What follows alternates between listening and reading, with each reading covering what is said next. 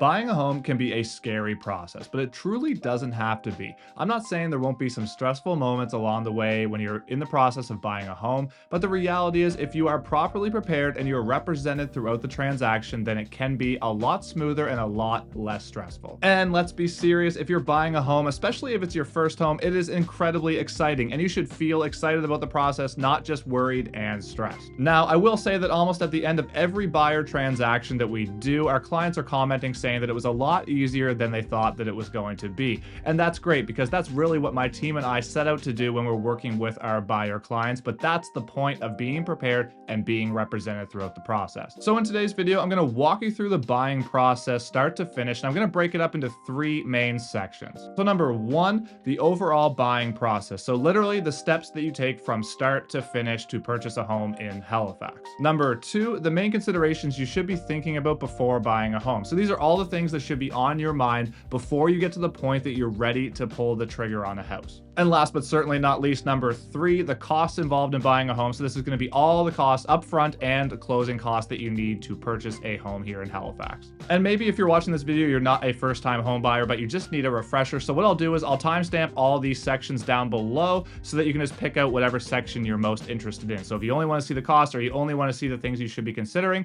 then you'll be able to pick that out below in the timestamps. So getting right into it, let's start with the home buying process.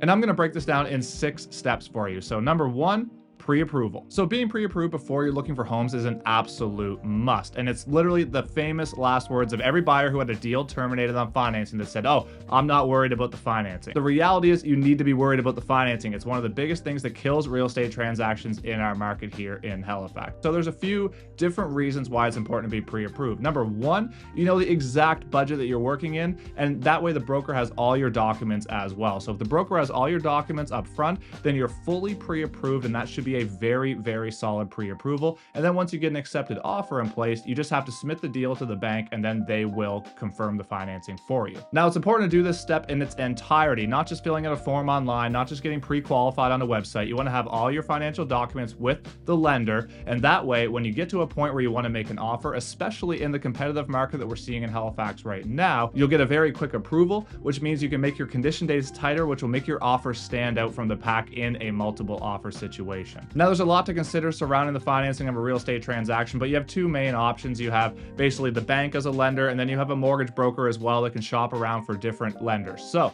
these options are, there's pros and cons to both, and I'm not going to get too much onto the financing side of things today, but you have fixed rates and variable rates as well. And these are all things that you should be discussing with your mortgage broker or with the bank as you're getting pre-approved so you know what your options look like. So moving on to number two, that is selecting a realtor to work with. So you always want to work with a realtor on the buyer end of things, and it doesn't matter if you're experienced or not, but the reality is when you're buying a home, a buyer's agent is not your concern in terms of how we get paid. So we get paid on the buyer side of transactions from the seller directly in about 99.9% of cases.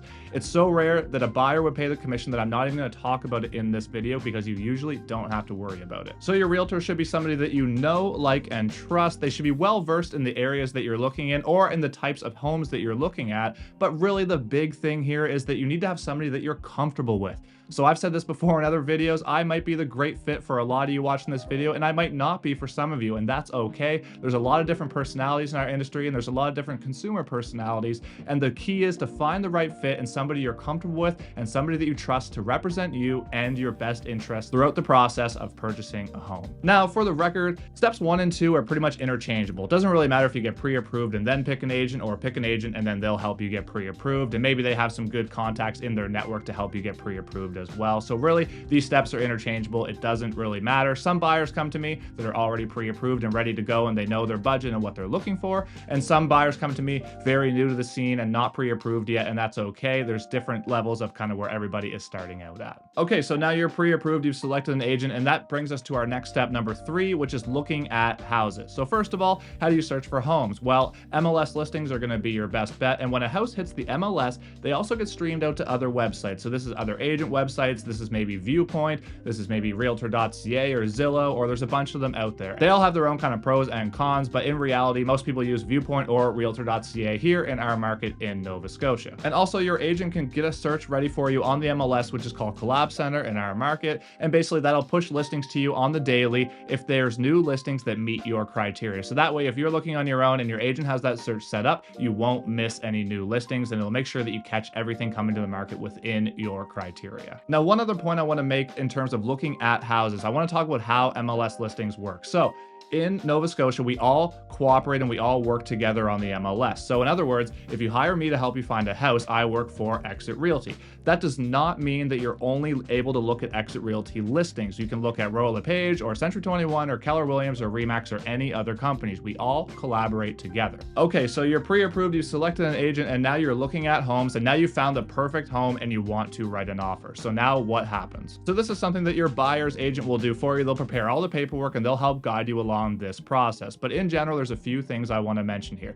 Number one, a lot of listings in our market as of right now, as I'm making this video, are still holding offers. So in other words, they might list on a Thursday and they say they're not going to look at any offers until Sunday or Monday. This is pretty standard in our market. And in April, which was last month, almost 50% of the homes in Halifax that were listed sold for over the asking price. So what does this mean for you? Well, it means that you're very likely, if you're looking for a home in HRM, to run into competition, which means you're going to face multiple offers, which means that generally speaking, the price is going to be driven over the asking price. Now, that's not to say that you should panic or anything like that. A lot of times we're listing houses for less than we really think they're worth to drive these situations for our sellers, because that's really in our sellers' best interest in the type of market that we're in right now. So basically your offer will have specific conditions in there. So the standard kind of conditions that we see in most offers here would be financing, inspection, insurance, and lawyer review, and maybe some condo doc review and so on if you're looking to buy a condo. So you want to kind of meet what the seller's looking for in most cases. So if you can meet their closing date that they want, that's going to set your offer apart. There's some other things you can do as well, like write a letter. So it's very situational, but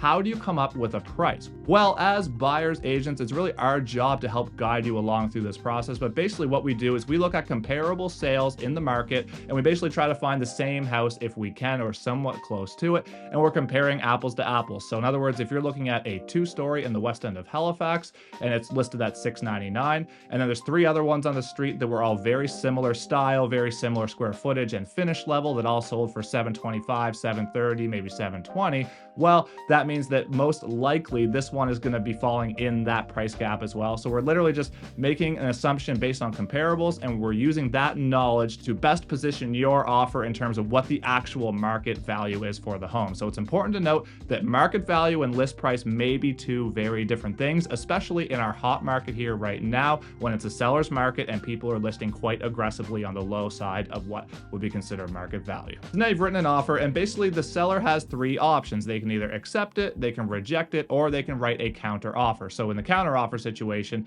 maybe they say, you know, we like your offer a lot, but you have to come up in price by a few grand or something like that. Or maybe they like the offer, but you need to push the closing date out or tighten up your condition date. So there's a lot of variables there, and there's no right or wrong. It's really situational. Now, once you have an accepted offer, that's when the listing moves to conditional or pending, depending on the site that you're looking at. So basically what that means is you have an accepted offer to purchase this property. It's a legal contract, and you have a certain number of days to meet those conditions, so that way the property is officially sold, or firm, which we often call it. And then from the time it's sold until closing day, you're just waiting for closing, but it's officially a done deal once it's sold. So in terms of meeting conditions, usually we have about 5 to 10 business days to do so. And this again is why it's so important to be prepped up front, because the quicker you can make your conditions, the more appealing it's going to be to the seller. But oftentimes, let's say we have about a week to a week and a half to meet the conditions. Now, let's say something comes up in the conditional period that is something that you can't really, get the deal together, and maybe you want to terminate the deal. Well, up to the condition deadline, you can terminate the deal and walk away, and then all is okay. So for example, let's say you didn't get financing. You can kill the deal as long as it's before the condition period. Or let's say something comes up in the home inspection, for example, maybe you find some mold in the attic, or maybe you find, a leak in the basement, or something you didn't really know when we looked at the home.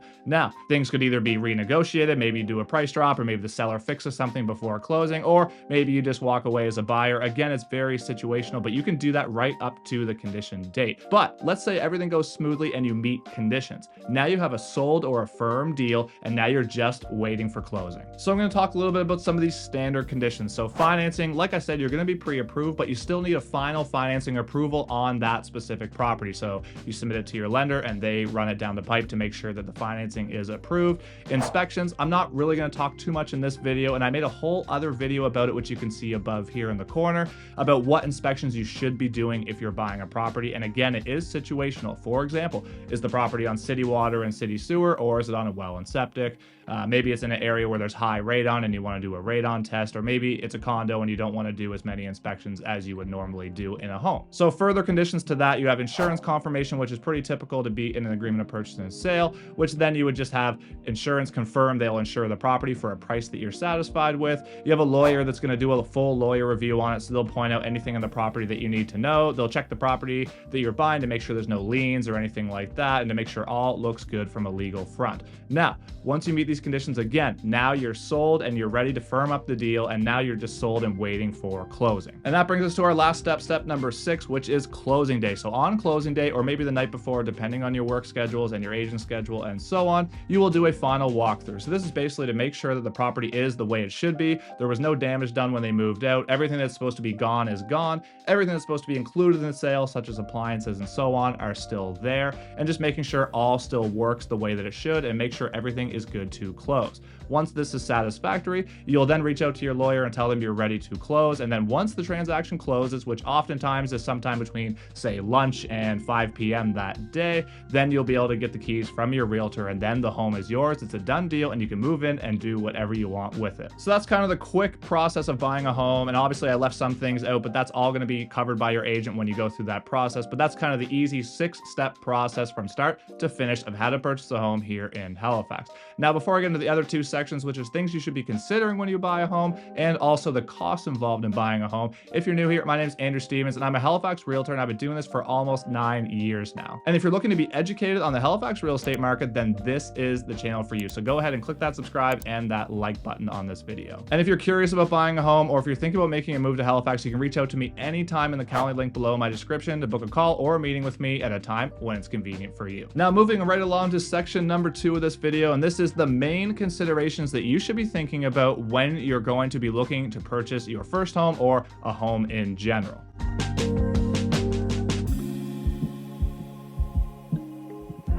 Now, before I get into this section, I will say this. This is a big decision in your life, and you want to make sure you remain logical throughout the whole process and not emotional. You need to think with your head, not your heart, and this is a big decision that should not be taken lightly. So here's some of the things that you should be thinking about if you're looking to purchase a home. So number 1, you should be thinking long term. I'm talking 4 to 5 years minimum, but at least 3 years for sure. Now, I do understand that a lot of people have bought real estate and sold it, maybe a year later over the last few years in our market, and they've fared all right. They haven't had major losses or anything like that because the market was scaling up so quickly. However, that is not the norm. Usually, if you're going to flip a home a year after you bought it, you're going to be in for a major financial loss with mortgage penalties and commissions paid out to an agent and so on. So you really want to make sure this is a long year plan, which is going to set you up with lots of equity going forward in your life. Now, number 2 is budgeting. So budgeting is very important, and it's important to understand that when you're purchasing a home, you're not just buying the home, you're buying the monthly payment that comes with it. So budgeting is extremely important. Now, you have your pre-approval and you've been talking to the bank, but let's say they pre-approve you for $700,000. That does not necessarily mean that you should go out and spend every single penny of that pre-approval. You really need to take your time and budget and talk to your broker about what the payments look like based on the current rates and what kind of mortgage you're going to be getting in terms of what your monthly payment is going to look like.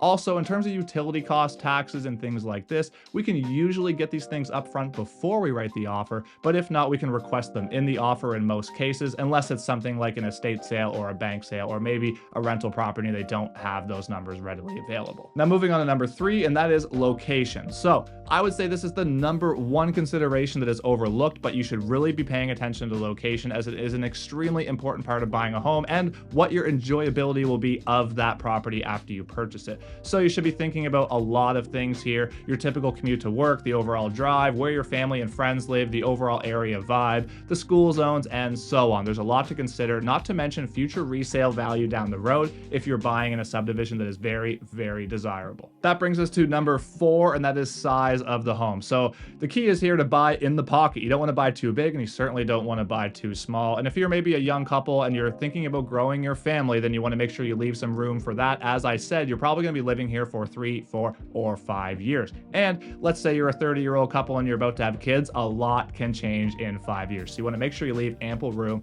for you and your growing family. But at the same time, I see a lot of young people, especially, that buy homes that are way, way too big. And then not only do they have to furnish it, but then they have to heat it, they have to maintain it, and everything else that comes with that. Now, the next point I want to make is a big one, and that is number 5, age. So when you're looking at a home, the age does matter. So it's not just about the age of the home, it's about the age of all the big pieces of the home. So what I mean by that is you should be thinking about a term that I like to call effective age. So in other words, if you're buying a home that's, let's say, 25 years old, that has not been touched since the day it was built. So in other words, it has an original roof, original windows, original furnace, siding, all that kind of stuff. That means that that home probably has a lot of maintenance coming up to deal with. But if you're looking at the effective age of a home, I'd rather you buy something that's 45 years old or 50 years old that's been fully renovated than buy something that's 20 years old and that hasn't been touched since it was built. So it really is situational, and that is why you want a realtor to guide you through this process about some of these big ticket items, which brings me to my next point, number 6, and that is, what is the upcoming maintenance? So what are the big ticket items that are kind of coming up for renewal that need to be replaced or fixed in the immediate future? So if you're planning on owning this property for 5 to 10 years, you need to think about what are all the maintenance issues you're going to be dealing with. So something that I often have a conversation with buyers when we're looking at the home is they'll talk about the roof, and maybe the roof isn't too bad, but it's on the older side, and let's say it's maybe 15 years old. Well, the reality is whoever buys that home is probably going to be the one to repair the roof when it comes time. So even if a home is, let's say the roof is 12 years old, for example, and then you're going to sell it in 8 years, well, that means when you go to sell it, the roof is probably going to have to be replaced, which is cutting into your equity, which is also something you have to keep in mind. Now, speaking about all the maintenance, that brings me to my next point, which is what is the forecast of this home and in this area? So in other words, if you're going to own this home for 5 to 10 years, what's the outlook look like? So are you buying in an area that's likely to increase in value? Are you buying a home that needs all kinds of work that you can build equity in? Or are you buying something that is already kind of at the top of the neighborhood that might not increase in value that much? Again, these are all things to think about, and having an open discussion with your realtor about these topics is really going to set you apart and set you up for success in the home buying process. And that brings me to my last and final point. And I know I'm not going to talk about financing in general, but you need to think about whether you want a fixed rate or a variable rate and what your overall mortgage options are. You need to talk to your broker or your lender about this in great detail and really figure out what is best for you. So if you're somebody who's on a fixed budget, maybe you want a fixed mortgage rate so that you know what you're dealing with every month when your payments come out. But if you're somebody that it flexes a bit, or you're maybe not worried about it, maybe variable is the way to go. And there's different penalties associated with these mortgages depending on what you pick. So these are all things that you need to sort out before you are ready to buy a home. Okay, so there's a lot to think about when you buy a home. Obviously, that's what I'm here for. That's what I'm making this video for, but those are some of the main things that I would definitely consider when you're thinking about buying a home in Halifax. So now we're going to move on to section 3, which is going to be what are the typical costs involved in buying a home.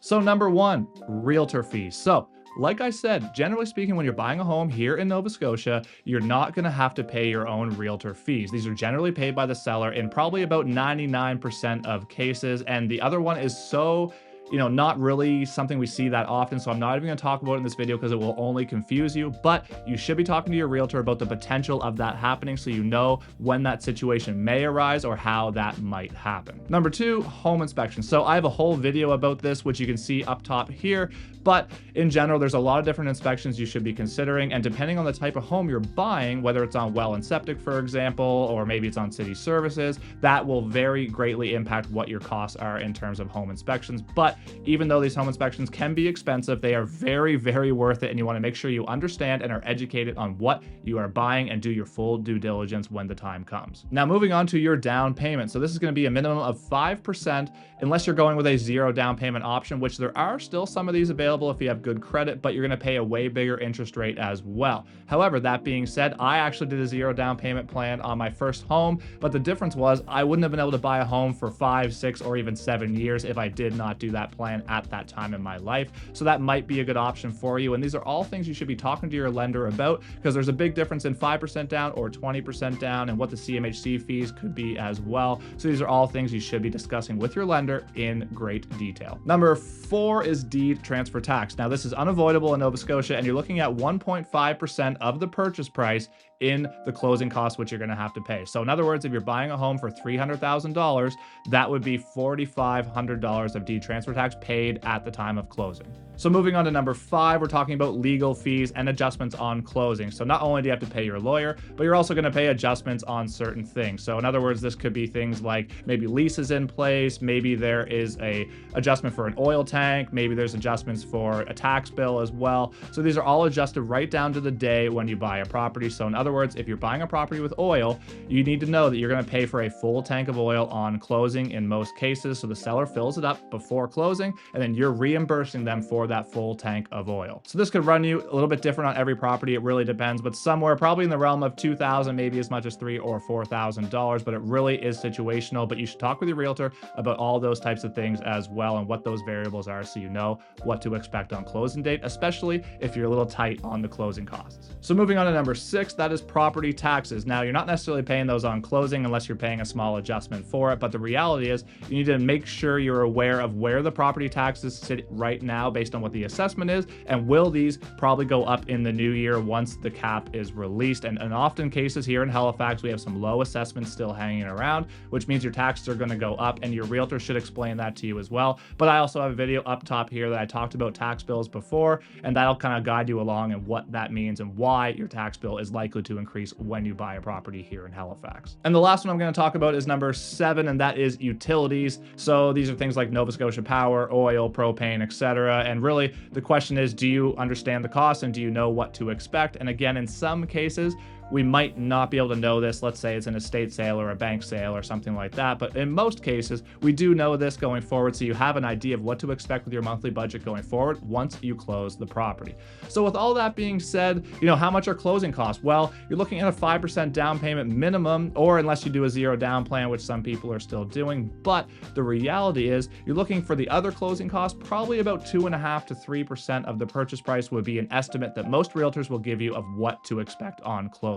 So there you have it. There's your ultimate guide to buying a home here in Halifax, Nova Scotia. And like I said, this is just a short video to kind of get your mind geared in the right direction of what you should be thinking about when you're purchasing a home. And this is just the main point. So there's a lot more that goes into it than this, obviously, but that's why it's important to hire a realtor that you know, like, and trust that can help guide you through this process, as there is a ton of things to know with the overall process in general. Now, if you're thinking about purchasing a home and you want to chat with me, you can do so anytime in the calendar link below my description. You can book a call or a meeting with me at a time when it's convenient for you, and we can set you up and talk about an overall buyer consult and what the process looks like and what your goals are and how we can achieve them. Now, if you're still here watching and you get any value out of this video, all I ask is that you hit that like button and smash that subscribe button so you don't miss any of my future content, but also that'll help the YouTube algorithm push this out to more people like you that might be interested in seeing content like this, and that they might get a lot of value out of this, especially if they're looking to sit down and talk about buying a home anytime in the near future. And if you're still here watching, thank you so much for your support. I really appreciate it, and have a great day.